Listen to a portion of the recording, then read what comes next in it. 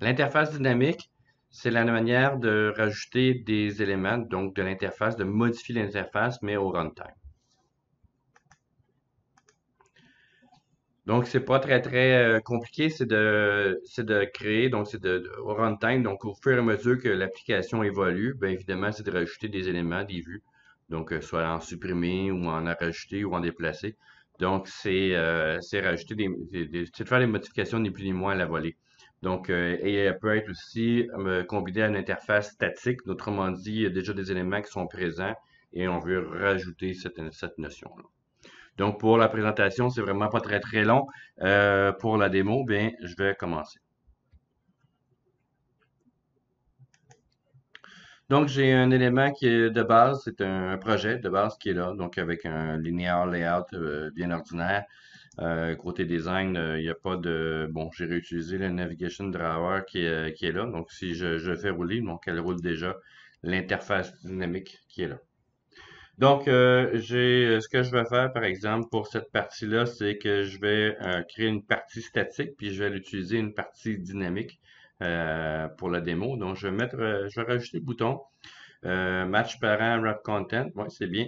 Et le texte ici, ben, je vais faire ajouter. On va rajouter des éléments directement. Et je vais marquer BTN ici, ajouter, qui va être là. Donc, j'ai mon bouton qui est là et bon, j'ai ce que j'ai, oui, j'ai mis un ID. J'ai pas mal tout pour cette partie-là. Donc, pour la suite, excusez-moi, ça va être dans le main activité.java. Donc, je vais aller chercher, bon, j'ai la base qui est là. Et dans la notion ici, c'est de rajouter de l'élément, donc de rajouter, par exemple, des edit textes par-dessus.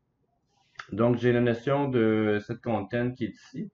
Et je vais aller chercher la notion du layout view. Je vais aller me chercher aussi, évidemment, à l'intérieur de cette layout view-là, je vais aller mettre, bon, il est déjà un identifiant, donc linéaire layout, ça va être parfait. Donc, des fois, il n'y en a pas tout le temps. Et si je reviens ici, ben, je peux déjà aller chercher mon linéaire layout qui devrait être ici. Donc, linéaire layout, bon, il ne devrait pas changer. Je pourrais le mettre ici final. C'est un élément que je peux faire. Et c'est le linéaire layout ici, c'est le type. Donc, et à partir de là, ben, je devrais marquer, tiens, L pour le nom. Linéaire layout qui est là va être égal évidemment à caster le linéaire layout, excusez-moi, qui est ici. Et ça va être le find view by ID, évidemment. Et r.id.linear layout. Voilà. Donc, j'ai déjà fait mon élément. Je vais aller chercher mon bouton aussi. Le bouton devrait, bon, je peux mettre final ou non, c'est pas très réel, mais juste pour montrer qu'on peut mettre des éléments finaux ici. Ça va être button et je vais l'appeler BTN ajouté, tiens, comme ça. Et qui va être égal ici à un button. Oh, excusez, button qui est là. Et encore une fois, le find view by ID. Et ça va être r.id. Voyons, point btn ici, ajouté. Voilà. Donc, j'ai mes deux éléments qui sont là et je peux dire, ben, rajouter mon listener. Donc, ça, j'aurais pu le faire avec le on-click dans l'élément ici, dans l'activité main ici, de faire le bouton on-click. Ben, je fais les deux, donc ça me permet de, de, de, de rester, là, de me souvenir de la syntaxe pour rajouter cet élément-là. Donc, dans ce cas ici, ça va être btn ajouté, point set on click listener ici. Je vais faire new on click listener qui est là. Il me rajoute déjà tout ce que j'ai besoin. Ça, c'est vraiment intéressant.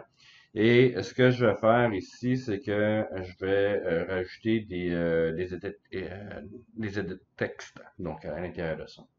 Donc, dans ce cas-là, ici, je vais devoir avoir faire edit text, que je vais appeler, par exemple, edit t, qui va être égal, dans ce cas-là, ben, dans l'edit edit text va être là, ben, ça va être un new edit text. Donc, ça va dire ici new edit text qui va être ajouté et il me demande ici de l'envoyer dans le bon contexte. Donc, ça va être dans main activity, point 10, si je me trompe pas, ici. Donc, c'est le contexte qui est là. Et sur le edit, bon, c'est que dans ce cas-là, ben, je peux rajouter là-dedans plusieurs éléments. Je peux essayer de le faire rouler juste pour voir comment qu'il va réagir. Est-ce que ça fonctionne déjà là à partir de cet élément-là? L'interface dynamique avec le bouton. Est-ce peut qu'il me manque quelques petites affaires? On va voir. Donc, il me manque quelque chose ici. J'ai clic Edit texte et donc il faudrait que je le rajoute ici maintenant à mes affaires. Donc, on va le faire rajouter ici directement. Donc, ça va être mon LL ici, point add, add view, c'est une view ici, add view. Et je vais rajouter le edit. On va regarder des fois, est-ce que ça fonctionne?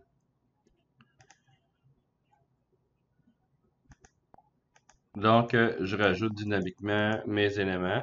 Puis évidemment, à partir de là, ben, je peux aller me chercher plusieurs parties. Donc, dans la notion de edit, ben, je peux faire dans ce cas ici, editer.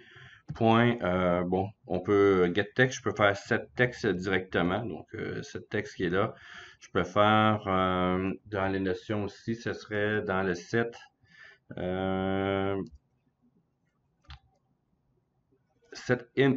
Donc, je peux définir des éléments. Ça pourrait nous aider. Par exemple, ajouter du texte qui va être là.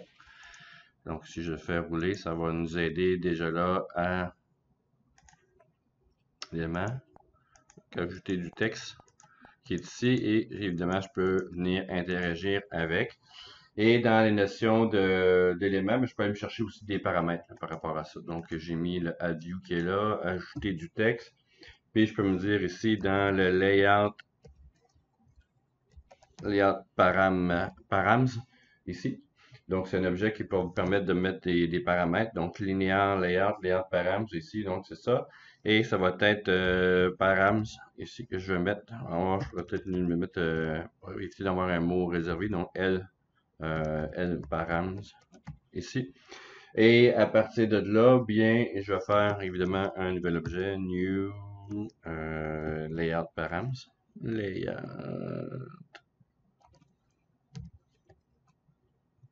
params ici. Et dans la layout params, bien évidemment, je peux rentrer une liste d'informations. Je pourrais les rajouter. Donc, je pourrais mettre aussi en paramètre. Dans ce cas-là, ici, ce serait layout params point. Et là, je peux faire match parent, wrap content, ainsi de suite. Donc, je peux rajouter des éléments par rapport à ça et les rajouter. Donc, aller chercher les paramètres de ces éléments-là. Donc, c'est juste pour vous montrer que ça peut le faire. Ben, je peux le faire, le laisser comme ça, linéaire layout, point layout parents, point, bon, je pourrais dire dans la largeur, point width, ainsi de suite, là. Au field parent, en tout cas, je peux bien le mettre comme ça.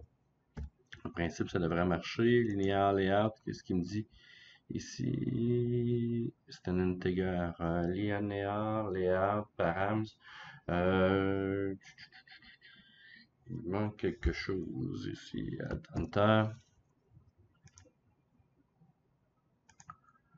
Je l'ai rajouté là au moins. Match parent. Là, je veux dire layout paramètre integer. New layout params. Ouais. Il doit me manquer une petite affaire. Là. Ça va être layout params ici. Mais c'est bien ça ici que j'ai mon élément. Donc, il n'y a pas de l'air à vouloir comprendre que match parent ici, ça devrait en principe y aller. Bon, peu importe, là, c'est pas layout params ici pour le match parent. Donc, vous pouvez rajouter des informations. Il faudrait juste regarder là, dans le cas ici, pourquoi dans le constructeur, il me demande ici le int. Ça devrait être en principe le numéro d'identifiant qui devrait être là, à moins que ce soit ça, mais me surprendrait, non. Donc, c'est l'identifiant, ça devrait être la constante qui devrait être là. Donc, pourtant, ils l'ont fait. Donc, match parent. Bon, je vais le laisser comme ça, mais au moins, vous avez vu que ça fonctionnait pour cette partie-là ici.